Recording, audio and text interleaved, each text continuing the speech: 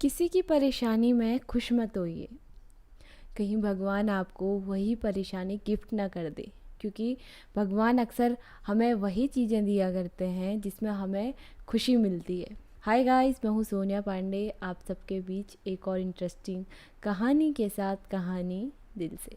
भोला राम एक किसान था। जब वो अपने खेतों की तरफ जा रहा था तो उसके खेत में एक पत्थर बाहर निकला हुआ था। बहुत बड़ा पत्थर था, बाहर को निकला हुआ था। तो उसका पैर उससे टकराया और वो ज़ोर से नीचे गिर गया। उसके पैर पे चोट लग गई। तो ऐसा सिर्फ एक बार नहीं हुआ था, भोला राम कई बार उससे टकराया था। कई बार उसके हल उस पर लगकर टूट गए थे। और ऐसा सिर्फ उसी के साथ नहीं हुआ था, उसके पिताजी के साथ भी ऐसा हुआ था। उसके पिताजी बताया करते थे कि इस पत्थर के नीचे बहुत बड़ी चट्टान है, तो हम इसे निकाल नहीं सकते, तो इसके साथ हमें ऐसे ही रहना होगा। उसके पिताजी को उनके पिताजी ने बताया था कि इस पत्थर के नीचे बहुत बड़ी चट्टान है, हम इसे निकाल नहीं सकते, हमें ध्यान देना होगा अपने पे और संभाल कर चलना होगा। लेकिन इस बार भोला राम को बहुत गुस्सा आया, उसको बहुत ज़ोर से चोट लगी। उसने ये डिसाइड किया कि चाहे कितना ही बड़ा चट्टान हो उसके नीचे, लेकिन मैं इस चट्टान को बाहर निकाल के रहूँगा। तो वो अपने गांव की तरफ गया और अपने गांव से 10-15 लोगों को बुला के लाया। उसने उनसे कहा कि मेरे खेत में एक बहुत बड़ी चट्टान है, तो हमें उसे खोद खोद के बाहर निकालनी है। तो लोग तैयार हो गए।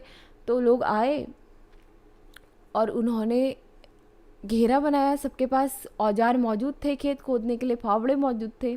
तो भोला राम ने पहले 2 बार किए ही थे, थोड़ी सी मिट्टी बाहर निकाली ही थी, वो पूरा पत्थर बाहर आ गया। उसके नीचे कोई चट्टान ही नहीं थी, बस वो पत्थर था जो मिट्टी से सटा हुआ था।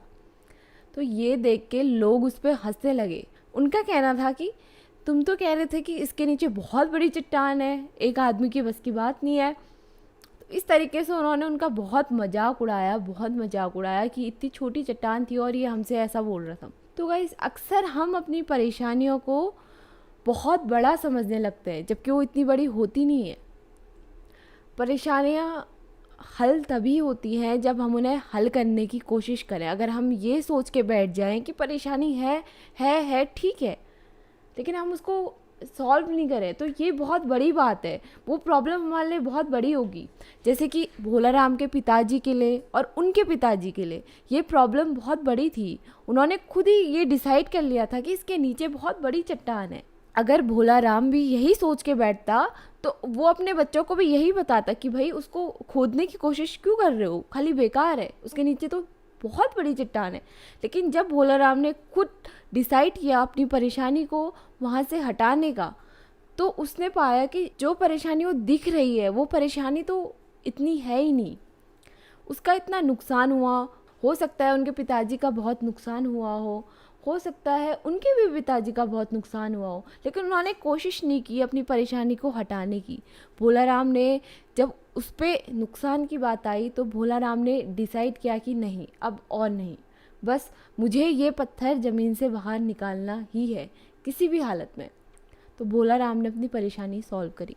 इससे दूसरी चीज़ क्या पता चलती है, हमें अपनी परेशानी हर किसी को नहीं बतानी चाहिए। क्यों? क्योंकि हर किसी के घर पे मरहम नहीं होता, लेकिन नमक हर किसी के घर में होता है। अगर आप अपनी परेशानियों को उन लोगों के सामने बताते हैं जो आपके अपने नहीं हैं, तो वो लोग आपकी या तो परेशानियों का फ़ायदा उठाएंगे या आपकी मजाक बना के चले जाएंगे। तो कोई फ़ायदा नहीं है। अब इसका मतलब ये नहीं कि आप अपनी परेशानियों को सिर्फ अपने अंदर ही रखें या आप किसी से अपनी परेशानियां शेयर नहीं कर सकते, ये नहीं। आप अपनी परेशानियां बताइए, लेकिन उन लोगों को जिनको आपकी कदर है, वो लोग जो आपके लिए वैल्यू रखते हैं, जो आपको समझते हैं, उन्हें नहीं जो आपकी मजाक उड़ाते हैं, आपके पीठ पीछे आपकी बातें करते हैं। तो गाइस, परेशानियों से हारना नहीं, परेशानियों से लड़ना सीखिए। परेशानियां तो आती जाती रहती हैं।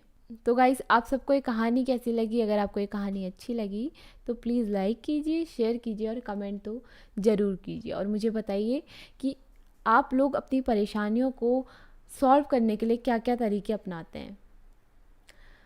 और इतनी गर्मी पड़ रही है तो प्लीज़ चिड़ियाओं के लिए दाना और पानी ज़रूर रखिए। मिलते हैं आपसे अपनी अगली वीडियो में। Bye, take care.